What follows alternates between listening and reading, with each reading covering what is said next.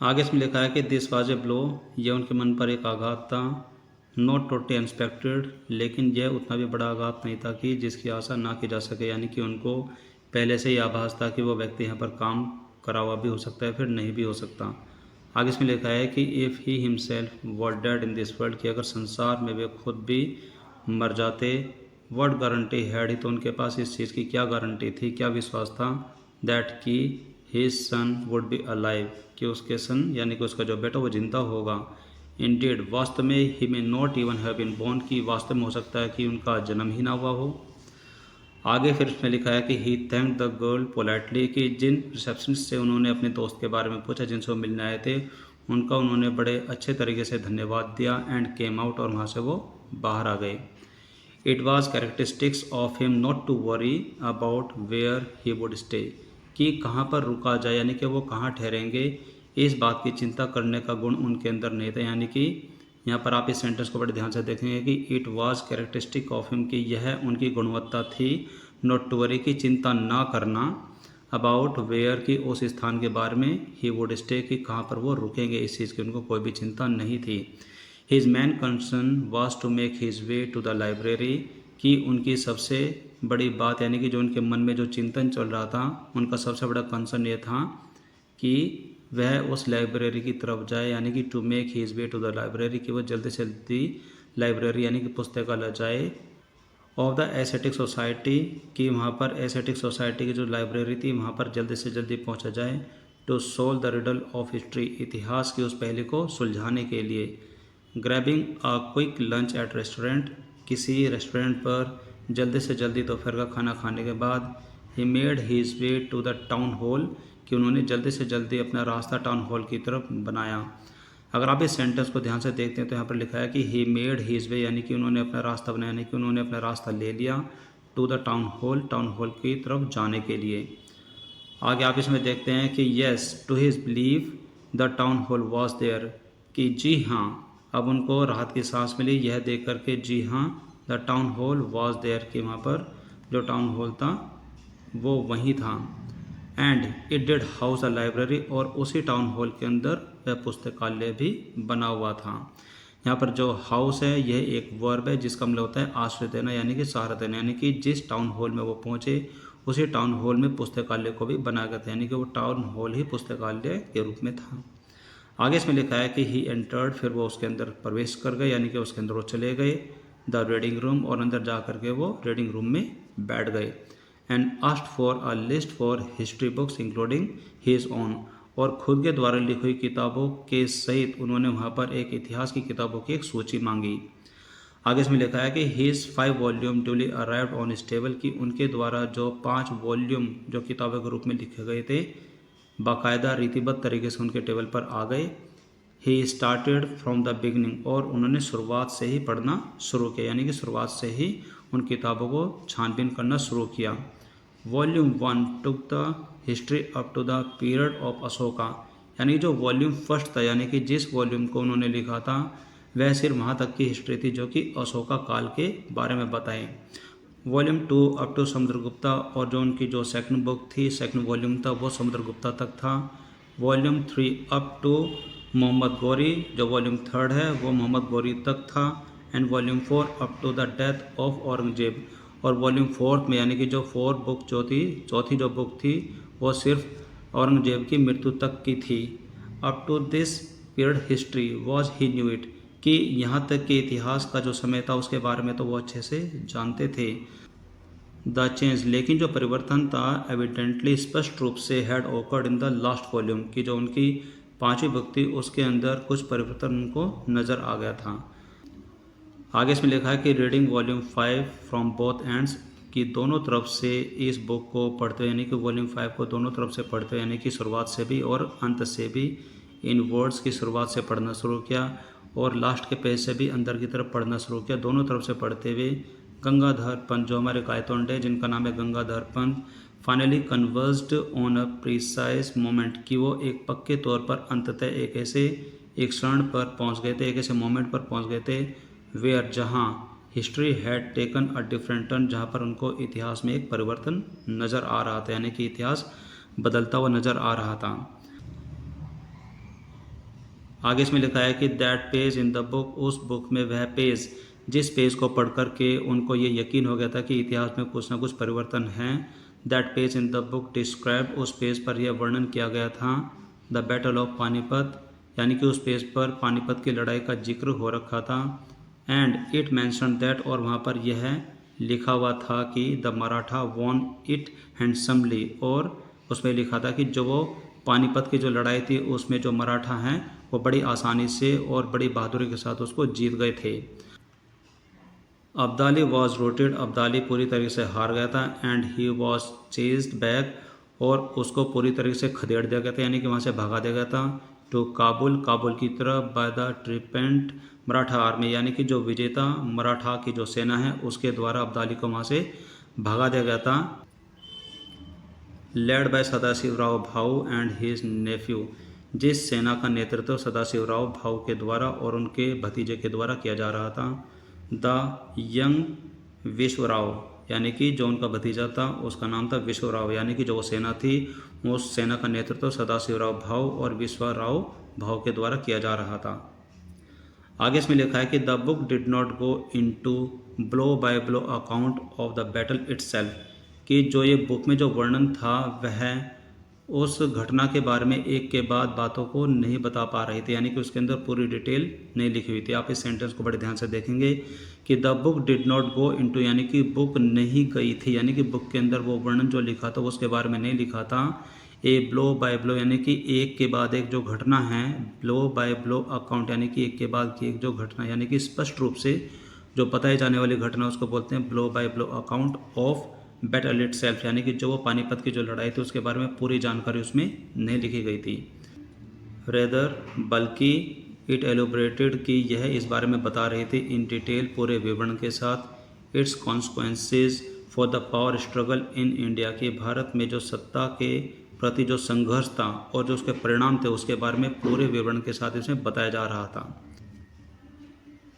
Gangadhar Pant read through the account avidly, कि गंगाधर ने ये सारी घटना बड़ी उत्सुकता के साथ पढ़ी।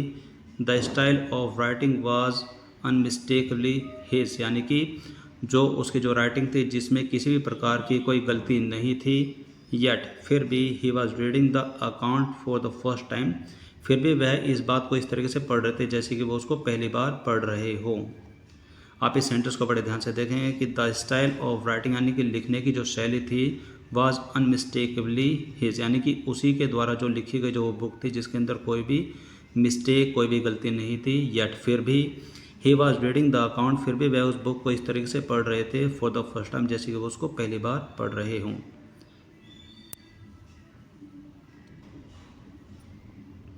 आगे इसमें लिखा है कि there victory in the battle was not only a great moral booster of Maratha,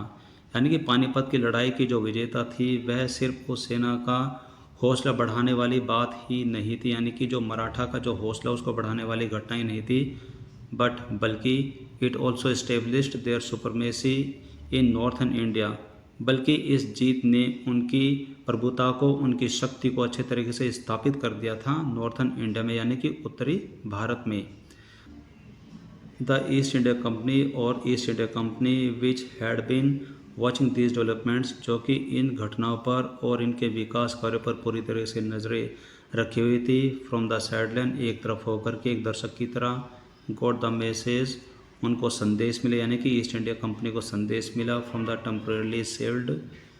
and temporarily sailed, और कुछ समय के लिए उन्होंने स्थगित कर दिया। क्या स्थगित कर दिया? इट्स एक्सपेंशनिस्ट प्रोग्राम, यानी कि खुद के विस्तार को, जो खुद के विस्तार की जो उन्होंने योजना बनाई हुई थी उसको कुछ समय के लिए स्थगित कर दिया, यानी कि उस पानीपत की लड़ाई के आसपास ईस्ट इंडिया कंपनी ने भी अपने विकास के बारे में कुछ योजना बनाई हुई थी, और जब उनको ये पता चला कि मराठा ने पानीपत की लड़ाई को जीत लिया है और अब्दाली को वहाँ से भगा दिया है, तो इस बात का संदेश पाने के बाद ईस्ट इंडिया कंपनी ने खुद का जो विकास करने का जो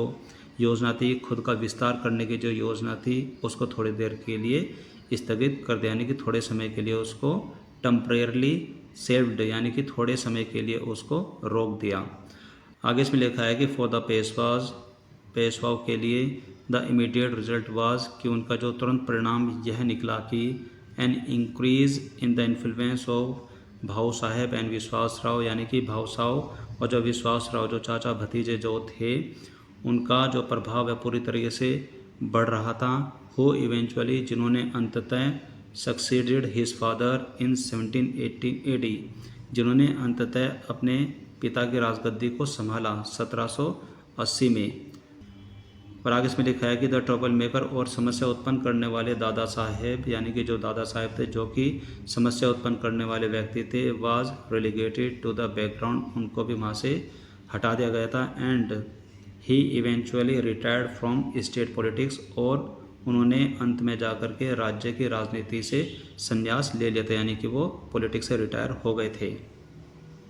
आगे इसमें लिखा है कि to its dismay the East India Company met its match in the new Maratha ruler, कि अपनी निराशा के लिए, यानी कि जो ये सब सुन करके ईस्ट इंडिया कंपनी को जो निराशा हुई थी, अपनी निराशा के चलते हुए the East India Company met its match, यानी कि उन्होंने अपना तालमेल मिलाया in the new Maratha ruler, कि जो वहाँ के जो नए मराठा के जो शासक थे उनके साथ अपना तालमेल मिलाया। आगे इसमें लिखा है कि विश्वास राव, जो कि विश्वास राव थे, ही एंड हिज ब्रदर, कि वह और जो उसके भाई थे माधव राव, यानी कि विश्वास राव और Madhav Rao, combined political acumen, जो उनके राजनीतिक जो एक क्षमता थी,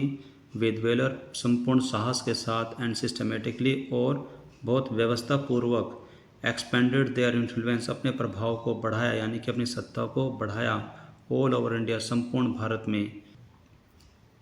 आगे इसमें लिखा है कि द कंपनी वाज रिड्यूस्ड, आगे इसमें लिखा है कि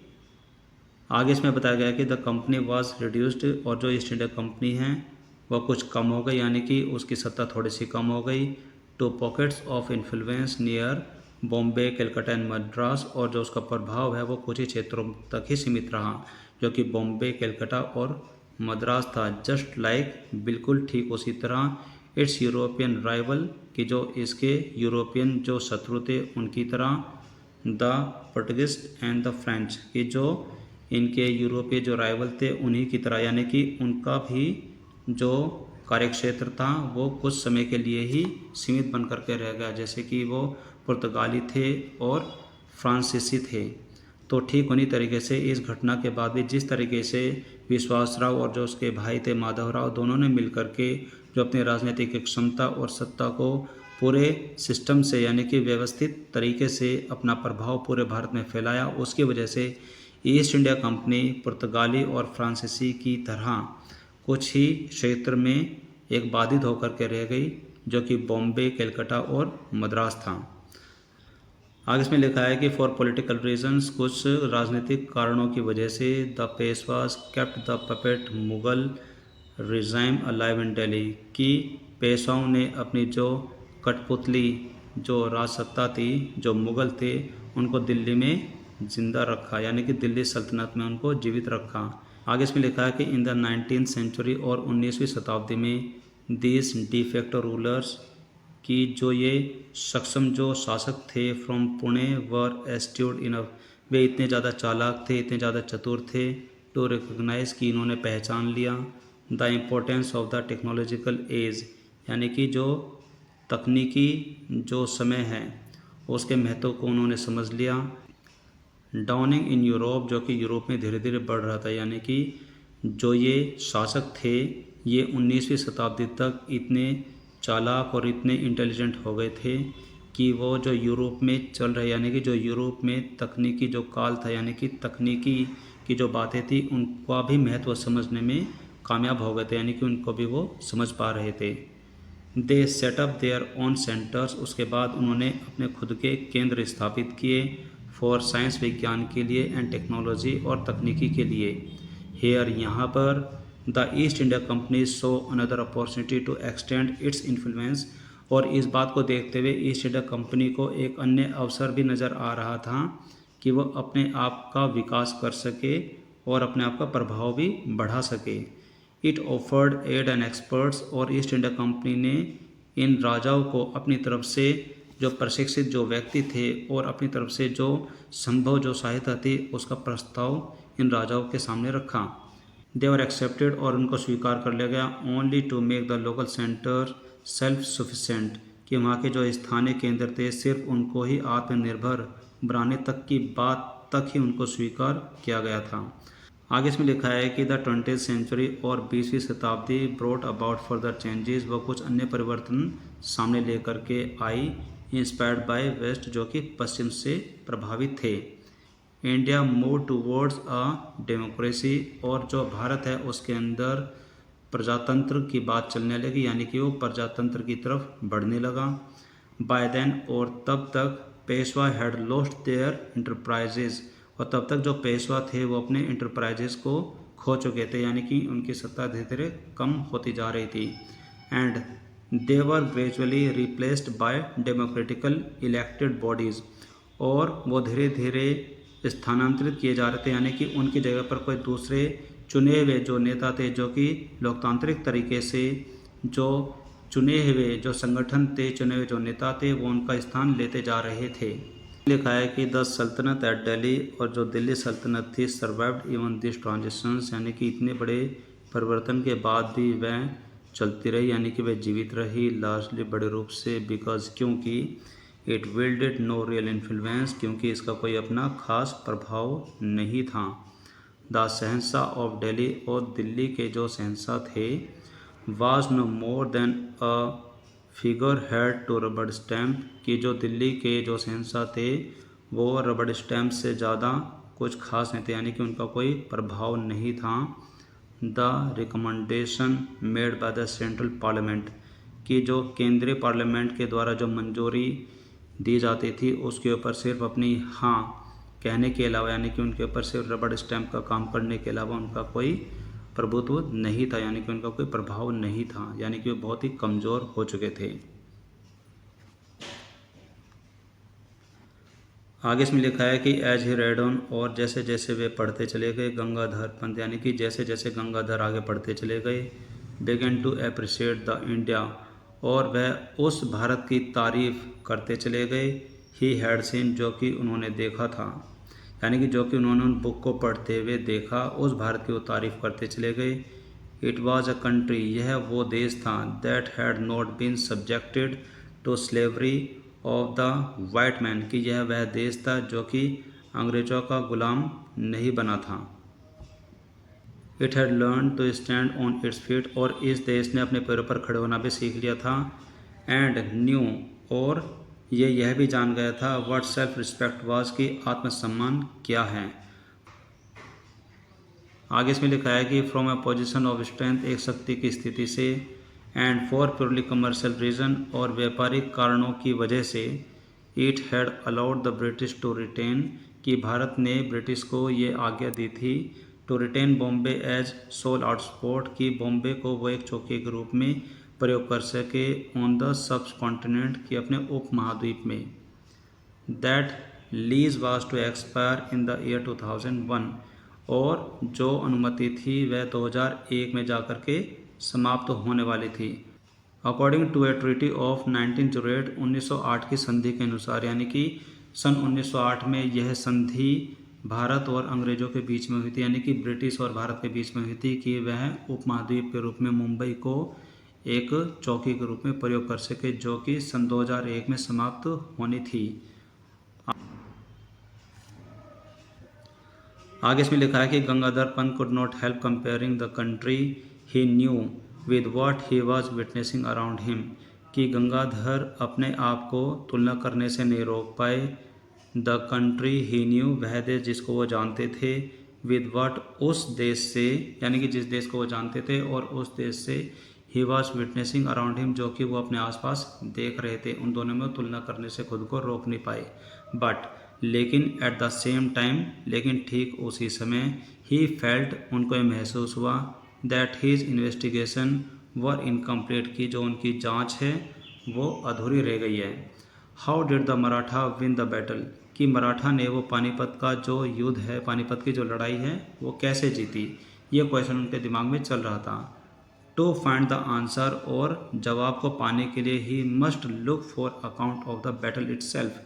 कि यह बात जानने के लिए, जो लड़ाई के बारे में ही जो बात लिखी गई है किसी बुक में, वह उसको जांच करना चाहते थे।